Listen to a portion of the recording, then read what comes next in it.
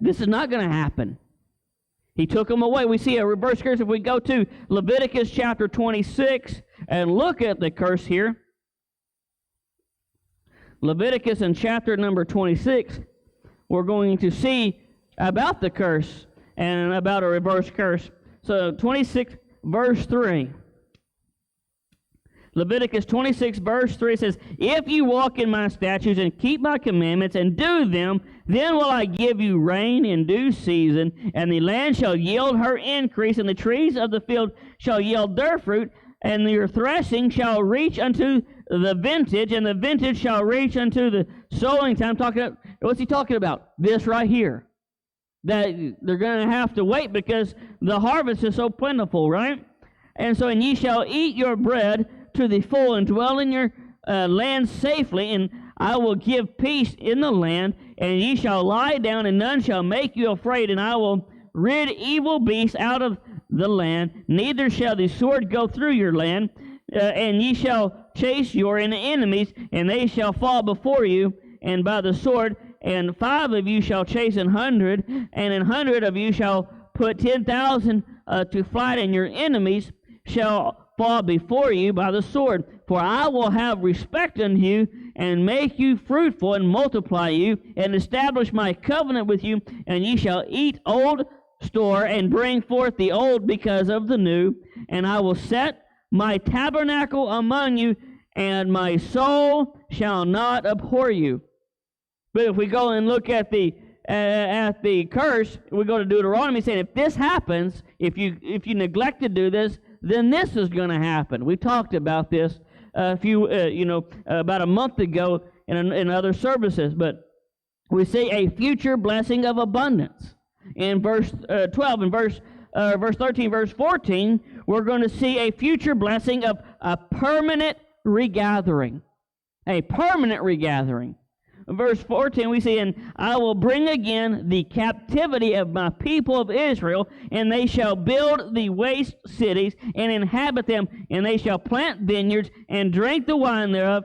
They shall also make gardens, and eat the fruit of them." He goes in verse 15, "I will plant them upon their land, and they shall no more be pulled up out of their land which I gave them." And so we see here, verses 14 and 15, a future blessing of permanent regathering. God is going to bring all the captivity back, and they're going to be planted back in the land, and they're going to plant and reap what they have planted, and the curse of what they have done in the past will be reversed. Now let's go to Deuteronomy chapter 28. Deuteronomy chapter 28. I'm trying to go fast because I know some of this it may be glazed over. So chapter 28, look at verse 15, where it says, "But if it shall come to pass, if thou wilt not hearken unto the voice of the Lord thy God, to observe to do all his commandments and his statutes which I command thee upon this day, that all these curses shall come upon thee and overtake thee." Skip down to verse 30, where he says, "Thou shalt betroth verse 30, betroth a wife, and another man shall lie with her. And thou shalt build an house, and thou shalt not dwell therein. Thou shalt plant a vineyard, and shalt not gather the grapes thereof. Thine ox shall be slain before thine eyes, and thou shalt not eat thereof. Thine ass shall be violently taken away from before thy face, and shall not be restored unto thee. Thy sheep shall be given unto thine enemies, and thou shalt have none to rescue them. Thy sons and thy daughters shall be given unto another people, and thine eyes shall look and fail with longing for them all the day long, and there shall be no bite in thine hand. Then the fruit of thy land and all thy labor shall a nation which thou knowest not eat up, and thou shalt be only oppressed and cursed always." And so we see, if they do not abide by what God has, the commandments and the statutes, this is the curse. And we see that has happened because they're going to go into captivity, and we saw in that nowhere in verses 1 through 10 that they're not going to be able to hide, that the northern kingdom is going to be totally destroyed. They're not going to, everything's going to go to the Assyrians, right? He says, in this day, I'm going to reverse that curse, and you're going to have all these blessings that I'm going to, what does he say? Establish you permanently in your land. This only happens in the millennial kingdom, and when Christ is on the throne.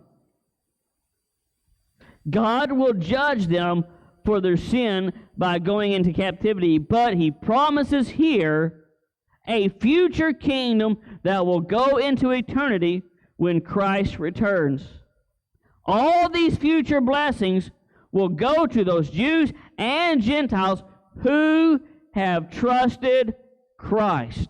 How do we know that he's talking about everybody in this, all those, and is talking about salvation and going into eternity? Well, I'm glad you thought about that. I'm glad you asked that question. Let's go to Jeremiah.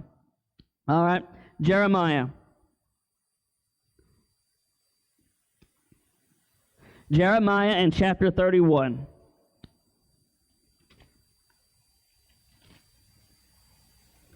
Jeremiah chapter 31, we're going to begin in verse 31. Where here Jeremiah says, but everyone shall die for his own iniquity, every man that eateth the sour grape, his teeth. Well, that's verse 30. Verse 31, behold, the days come, saith the Lord, that I will make a new covenant with the house of Israel and with the house of Judah, not according to the covenant that I made with their fathers in the day that I took them by the hand to bring them out of the land of Egypt, which my covenant they break, right? Although I was an husband unto them, saith the Lord. But this shall be the covenant that I will make with the house of Israel after those days, saith the Lord. I will put my law in their inward parts, and write it upon their hearts, and will be their God, and they shall be my people.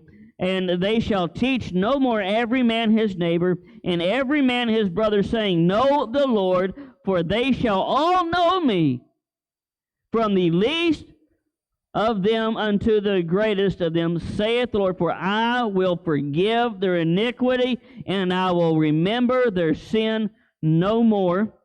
Thus saith the Lord, which giveth the sun for a light by day, and the ordinance of the moon and of the stars for a light by night, which divideth the sea, which the waves thereof roar. The Lord of hosts is his name. If those ordinances depart from before me, saith the Lord, then the seed of Israel also shall cease from being a nation before me forever. Thus saith the Lord, if heaven above can be measured, and the foundation of the earth searched out beneath, I will also cast off all the seed of Israel for all that they have done, saith the Lord.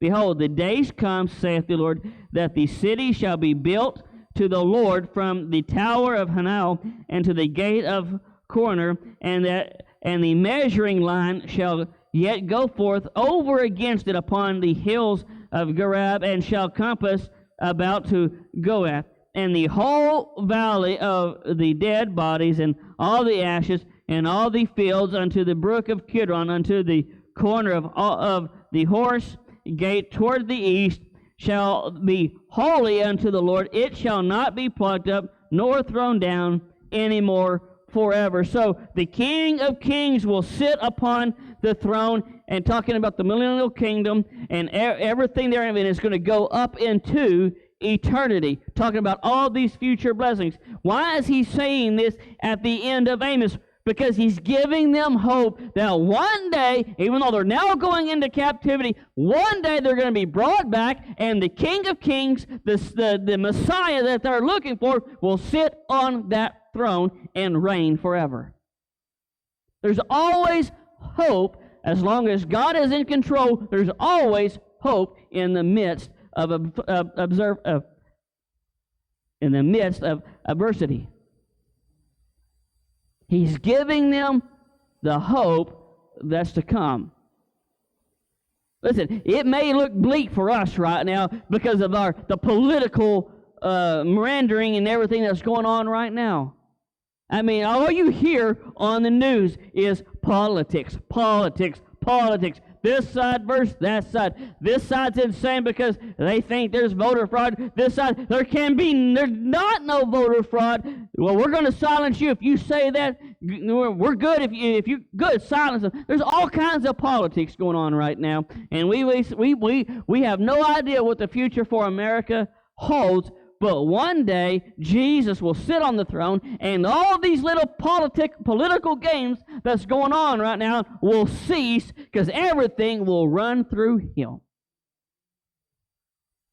That's the hope we have as the Garth Road Baptist Church. We don't know what's going to happen a year from now, but one day He will be back on the throne in Israel, reigning forever.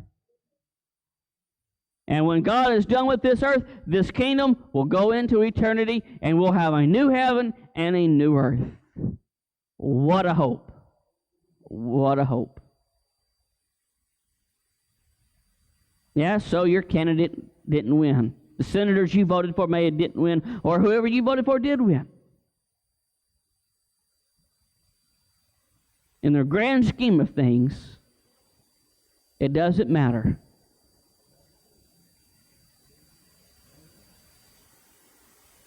Why?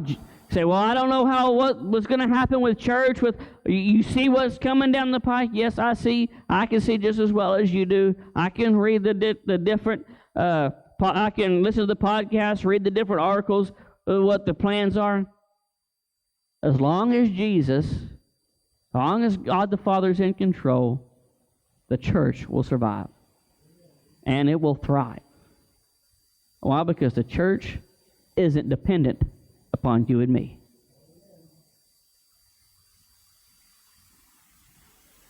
We have a hope that's not in anything else that this world looks to for hope.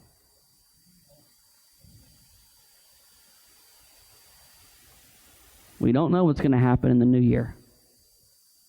We don't even know who's going to be president in the new year right now.